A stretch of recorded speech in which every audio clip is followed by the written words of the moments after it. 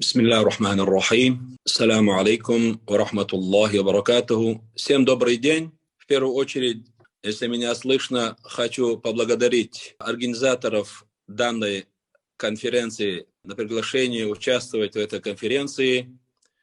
И, конечно, для меня большая честь участвовать на этой конференции как и советник главы Чеченской Республики по делам религии и как духовный наставник мусульман Федерации спортивной борьбы Российской Федерации. Хочу начать свои слова с приветствия и искренних пожеланий от главы Чеченской Республики Рамзана Ахматовича Кадырова.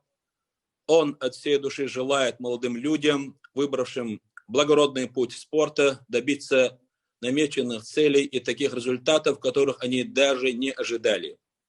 Все мы знаем, что глава Чеченской Республики добросовестно старается воплотить каждую мечту героически погибшего своего отца Ахмада Кадырова, который также был и первым президентом Федерации спортивной борьбы Чеченской Республики.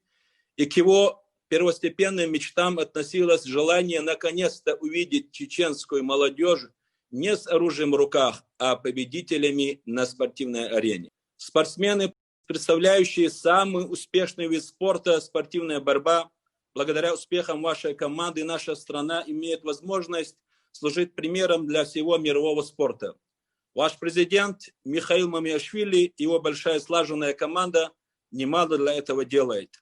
Ваша работа позволяет не только достигать лучших результатов в мире, но и служить примером и большим объединяющим фактором нашей многонациональной и межконфессиональной стране. Наша религия ислам, религия мира и добра, единства и братства, включающего общечеловеческого братства. Как сказал посланник Аллаха, саллаллаху алейхи вассалям, все вы от Адама, а Адам из земли. В этом смысле у всех нас одна мать, земля. Мы такие же разные, как и то, из чего мы сотворены, ведь земля не однотипна. Спорт, как ничто другое, позволяет человеку разглядеть положительные стороны других людей, каких бы наций и вероисповеданий они ни были. Дух спортивного соперничества – это в то же самое время дух братства, потому что все вы движетесь по одной тропе и преодолеваете одинаковые преграды, стремясь к единой цели. Более того, спортсмен подобен кукловоду, куклой которого является его собственная душа, так как только тот, кто владеет телом, может овладеть ею. Что касается тех, кто не переборол слабость тела, сам является куклой, управляемой неизменными прихотями души. Для того, чтобы понять, насколько ислам ценит спорт, достаточно вспомнить, что посланник Аллаха Мухаммад, саллаллаху алейхи вассалям, главный и самый искусный борец в глазах верующих. Почему? Потому что, как рассказывается в жизнеописании пророка Мухаммада, саллаллаху алейхи вассалям, он дважды или трижды одержал победу в схватке с Руканом, самым крепким арабским курайшитом, которого прежде никто никогда не мог одолеть. Любимец Аллаха Мухаммад говорил, саллаллаху алейхи вассалям, сильный верующий более любим для Аллаха, чем слабый. Без сомнения, речь идет и о духовной, и о физической подготовке. Остается главный вопрос, куда следует направлять свои силы. Пример пророка Мухаммада, саллаллаху алейхи вассалям, которому мы стараемся следовать, показывать, что все силы должны быть брошены на созидание и усовершенствование того, что мы имеем.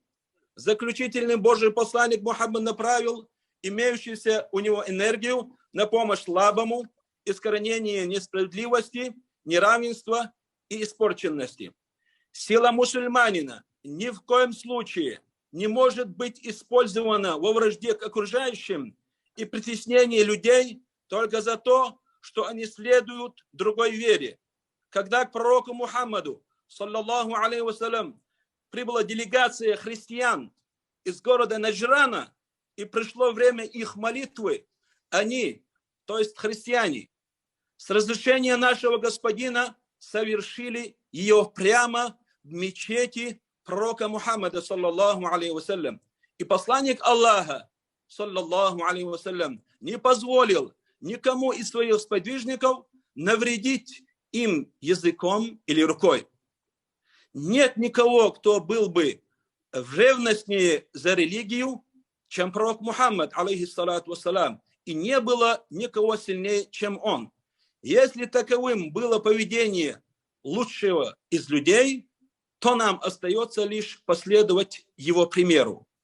Сила веры и объединение двух направлений религии и спорта может при правильном вашем подходе стать усиляющим идеологическим фактором для воспитания молодежи всего мира. Работайте над этим, и мир станет чище. Благодарю вас всех, желаю вам успехов и удачи.